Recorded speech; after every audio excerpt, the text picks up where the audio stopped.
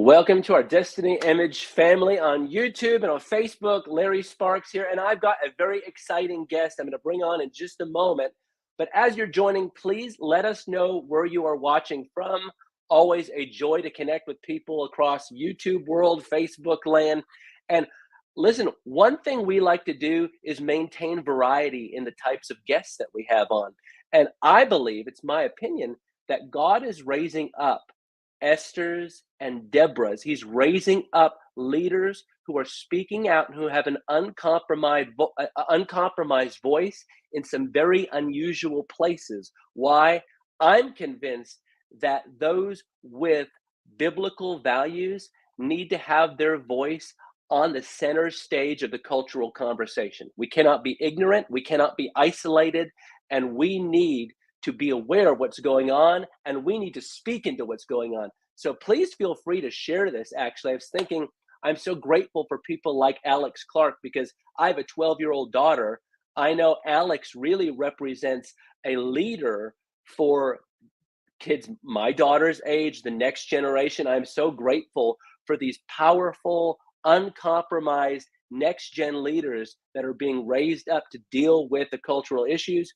I'm going to bring Alex Clark right on because, listen, she is somebody who is out there on the front lines. Now, again, I could give the whole bio thing here, but really, let me recommend two things very quickly because I'm not reading from a sheet. These are things that I've listened to. She has a podcast called The Spillover. You've got to listen to that. And Alex, I would dare say it is not age restricted. You know, I'm getting old. I'm 39. But I'm like, this is fantastic. I actually listen. Okay, this will be great. We were talking about this before we went on. You did an interview with a guy who is an exorcist, and I thought that was absolutely outstanding. How did you end up getting to know and connect with that guy? Because that was an amazing interview. First of all, thank you for the introduction. It is extremely encouraging to hear from someone who's a parent and say, hey, I love what your shows have been able to do for my own daughter, especially going into teenage years. That is exactly why I do the shows that I do, Turning Point USA. But The Spillover, which is the set I'm on, sweatshirt I'm wearing, is my podcast that's, it's more for all ages, like you're saying, and men, women, really anybody, because what I'm doing once a week, every Friday, on Apple or Spotify on The Spillover is just interviewing people or experts that have jaw-dropping stories or expertise. And so the episode that you're talking about is my interview that I did Halloween week. It was so perfect. Came out Halloween week with Rick Hansen. Now, what's crazy about this guy that I talked to was he grew up in a home where originally his parents were Christians. His mom was. His dad diverted from Christianity, became a member of the Church of Satan, was possessed by 12 demons himself.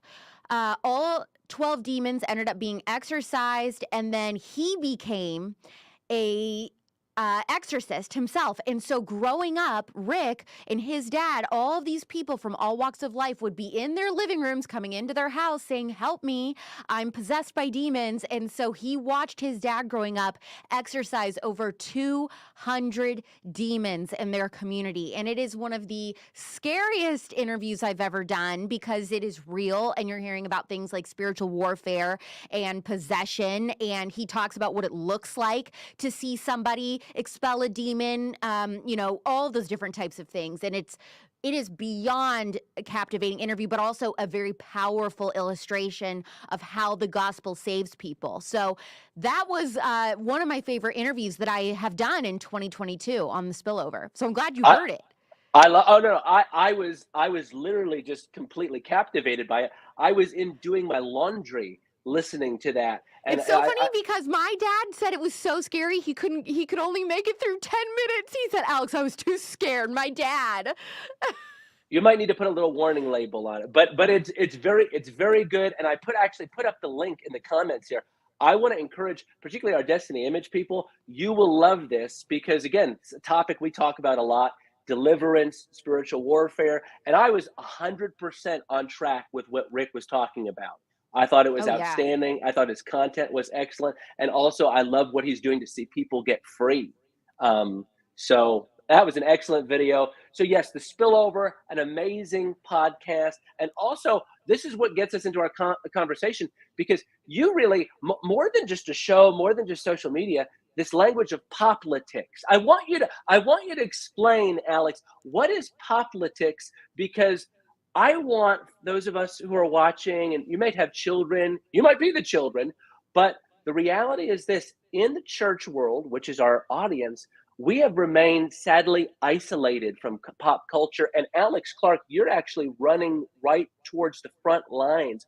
Why is it so important for us to have our finger on the pulse of what's going on in pop culture?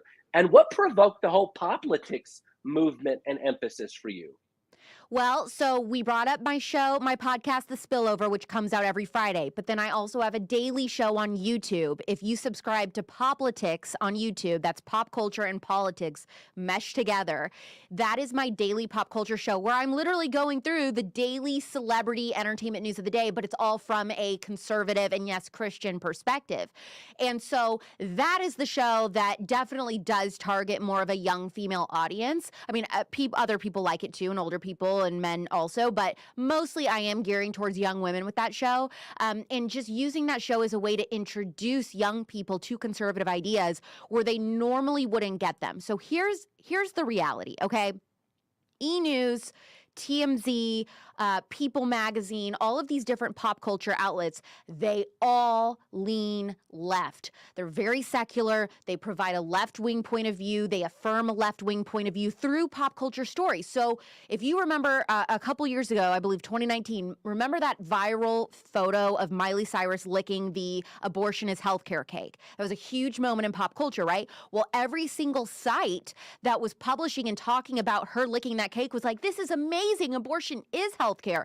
Nobody was providing any other type of perspective. So with a show like POPlitics on YouTube, I can bring up a story like that, for example, and say, hey, this is what everyone's talking about today. By the way, as a conservative Christian, here's why Miley Cyrus is wrong. Here's why abortion isn't healthcare. And so a young person may not click on a video that says, conservative girl discusses abortion and why it's not healthcare, but she's going to click on a link that says Miley Cyrus licks abortion is healthcare cake, and then they click it and then they hear my point of view. So it's a really good way of reeling in people that would not normally be interested in conservative leaning content and introducing it in a non-aggressive way. So they're like, oh, conservatives aren't that crazy. They actually have an interesting perspective. So that's what I do on POPlitics on YouTube. And it's important for us to run towards the front lines because of that reason. Not everybody is going to be willing to listen to political commentary if they know that that's explicitly what it is, but everyone consumes pop culture, whether you're on the right or the left. If you're listening to music, if you're watching anything on Netflix at all, you are consuming and participating in pop culture. If you check the What's Trending page on Twitter, that is pop culture. So we have to have conservative podcasts, conservative shows that, of course, talk about daily news, but why aren't we covering culture and entertainment as well? And the thing is that I'm a fan of a lot of these people. For example, I love Taylor Swift, which is very controversial to conservatives, but I'm a huge Swiftie. So when Taylor says something stupid, I can report on it and I can talk about it and be like, look, I'm a fan of her, but here's why she's wrong, with her politics or her perspective on X, Y, and Z. And so I think that gives me a little bit of credibility to the apolitical young people who would be like, okay, well, she is truly a Taylor fan, but why does she disagree with her? And I think sometimes that means that they're more willing to listen to what I have to say.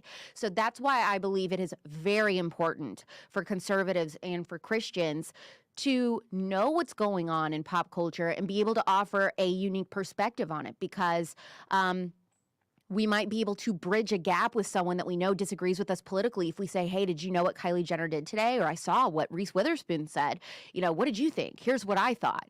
And, and then that gives you an opportunity to share. You could share the gospel based on whatever that story is. You could talk about why you're conservative based on that story. It's a really easy tool to get your views out there. No, it's an amazing bridge building. You're totally right.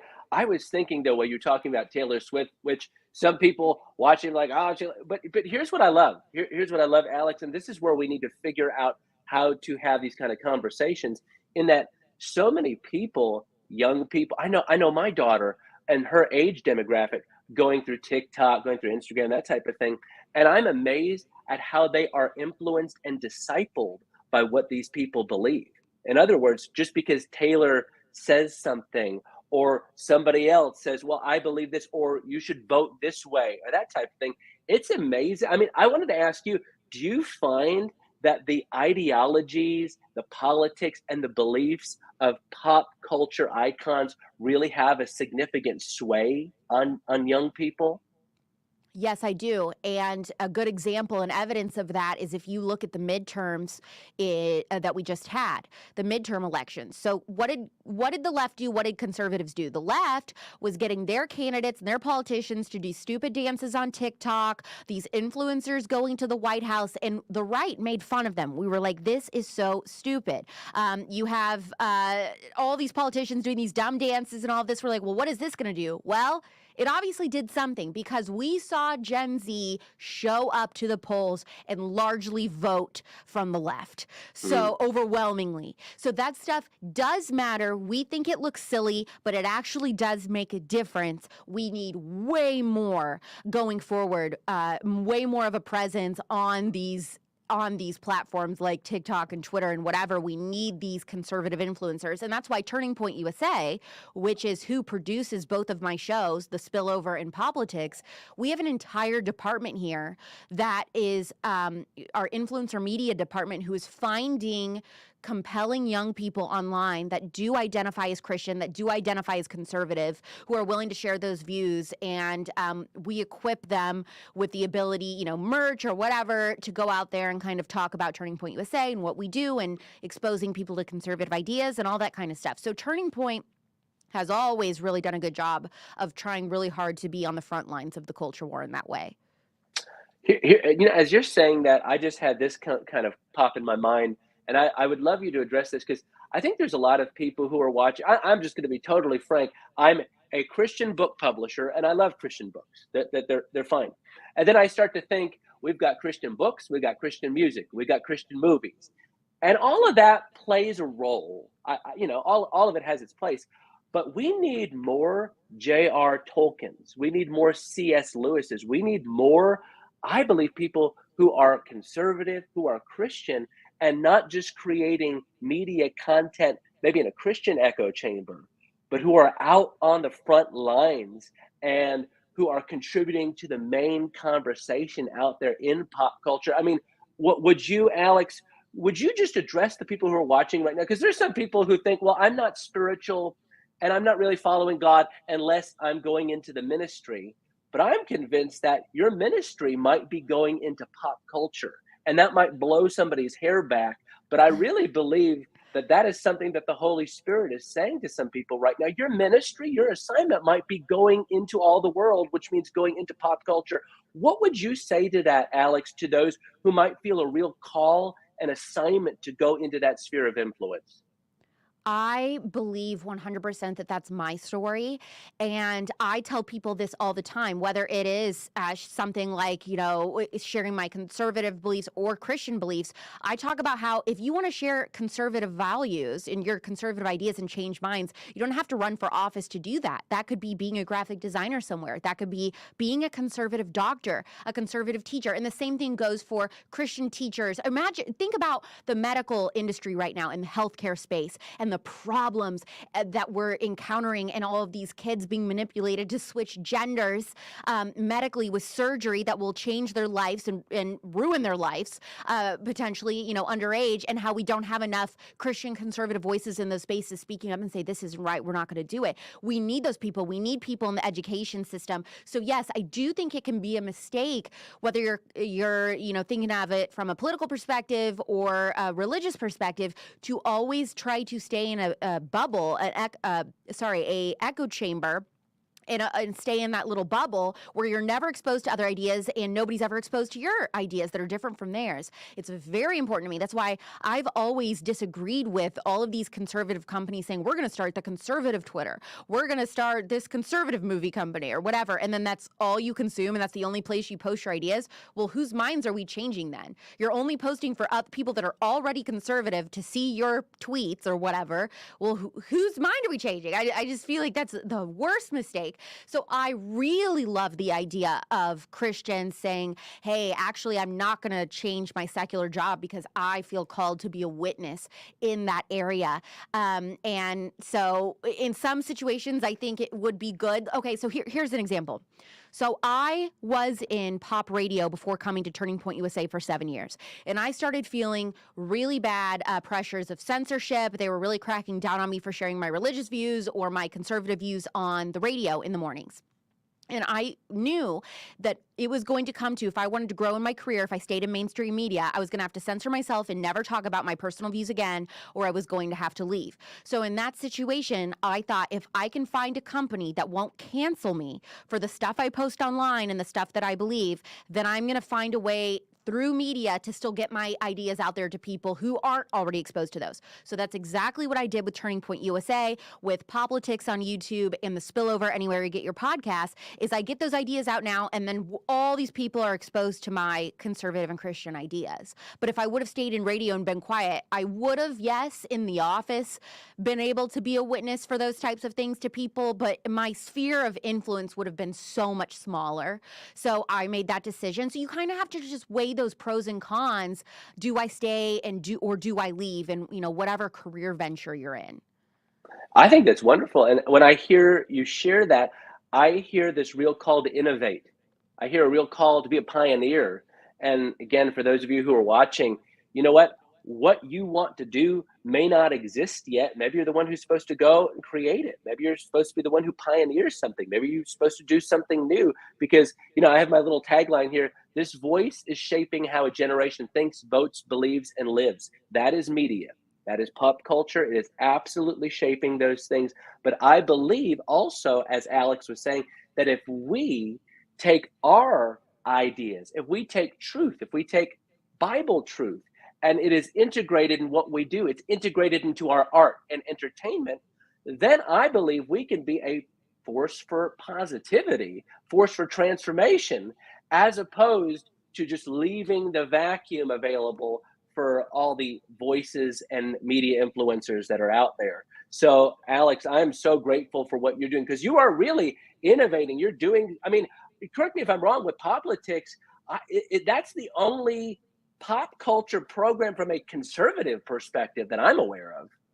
Yes, so POPlitics is the first ever conservative daily pop culture show ever. And I created that because, like I said, I was in pop radio, and I love talking about pop culture. I love all that kind of stuff, but I wanted to also have a purpose beyond that. I wanted to talk, yes, I want to talk about Selena Gomez, but I also wanted to talk about, why Selena Gomez is wrong when she says we need open borders. But I couldn't do that on the radio. So when I pitched the idea to Turning Point USA of, hey, I have this idea, I want to do this conservative pop culture show, they were really, really on board because it was something that had never been done before in the conservative movement. And I wanted to create that because it was something, as a consumer, as a young female that identified as conservative, it was something that I didn't see. And I was like, well, I wish that I had this content and I can't find it anywhere. I could find young girls, like Tommy Lahren, for example, is like a young person, my same age as me, talking politics, but there was no one just strictly covering pop culture that knew about it, knew the deep, juicy gossip of the day in Hollywood. And I'm interested in that. So yes, if there is something that you see as a conservative or a Christian, especially in media, in the podcast space, in the television space, in the radio space, you can say, I wish there was a show about this, and then pitch it to a conservative or Christian-owned company and say, can we do this? Can I create this? And that's exactly what I did, and that happened 3 years ago, and I've been with Turning Point USA. You know what? And if Alex can do that, you can do that. It just requires us to step out and be innovative. I am going to try. However, I saw one show as we finish up here. I saw a show you did on YouTube. I think it was on cohabitation. And you were sharing that while having a meal. And I thought to myself, I need to do some shows like this, get hip and cool. I can go, I like restaurants, I like food. I can talk about theology and cessationism and all that while having a steak and a sandwich. I literally got a croissant and steak You, frites. And I just talked about how people are wrong. I think it's a huge mistake to live with your boyfriend before you get married. And so I just talked about it. And I was like, look, this is also, I brought it up as I think there's a totally non-religious argument. Yeah, I said, yes, I'm a yes, Christian. So I believe from a Christian perspective, we shouldn't do this for, X, Y, and Z reasons. But also from a completely non-religious standpoint, I think the choice to live with someone before you're married is actually dumb, and it complicates things, and it actually ups your chances for divorce versus not living together before you're married. So I laid out this whole thing. It was a 10-minute vlog. And I just ate lunch and I just talked, and that was it. I just talked to camera, and I literally eat lunch and I drink an Aperol spritz, and it's very relaxed. It's like you're sitting right there at lunch with me. And I had a really good time doing that. I want to do more of those. So I'm glad that you yes, you watched need it. to. Yes, it inspired me. Well, just be on the lookout. I might try something like that. I don't think it'll Okay. be as executed with as much grace as you did. But you've inspired me. But again, I do want to encourage our folks. Hey, the spillover is Alex Clark's podcast. Follow her on Instagram, the real Alex Clark, and then also POPlitics. And again, for those of you who have children, next gen, Gen Z, I really believe Alex is such a voice of encouragement. One thing I will encourage you with, Alex, is I know that you give commentary on pop culture, but when people see what you're doing, particularly when young people see what you're doing, I believe really your lifestyle, your choices, your pioneering is a real invitation where they say, you know what, if she's doing that, if she can do that, then I can do something like that. And what a wonderful example. So great to have you out there on the front lines, really in your unique way ministering to people. Thank you so much. That is so kind. And I have good days and bad days like everybody else. And there are days where I wake up and I think, gosh, am I shouting into the void? Am I making a difference? And then I hear like you talking about your daughter loves the show and stuff, and that makes my heart happy and encourages me. So I love hearing that. But yes, please subscribe to POPlitics on YouTube and check out the spillover. If you're like, I don't know, I still like pop culture is not my jam. I know without a doubt you will love the spillover because every week is a completely different guest. Ooh, you know who my guest is? What is today? Wednesday? So this Friday, you know who my Yes, guest is? I'm curious. It is a woman who was married to a pastor for 30 years. And out of nowhere, a few days before Christmas in 2009, the FBI shows up at her door, and her pastor husband of 30 years, she is told, has been he's getting arrested for child pornography. And so she Oh shares the my. story of finding this bombshell out about her own husband a few days before the holidays, and then having to completely change her life and everything she thought she knew. And she had a daughter at home and everything. And that is a crazy story, but she is still a Christian and still believes, and she praised Wow. God through that entire ordeal. And her faith was shaken, but she still maintained. And that is a crazy story that your listeners will love. So that is this Friday on the Yes. spillover. Check out the spillover. And again, you want a good introduction to it. I put the link for the exorcism one. Again, I was captivated. I had to stop drying my clothes because I needed to hear what happened. So, Alex, you're a blessing. Thanks so much for giving me some of your time. And again, praying that our audience will go reach out, connect, because really you are such a bright spot in this next generation. Thank you so much for having me on. It's been a blessing for me. Thank you. Thanks, Alex. Thanks, everybody. We'll see you again soon.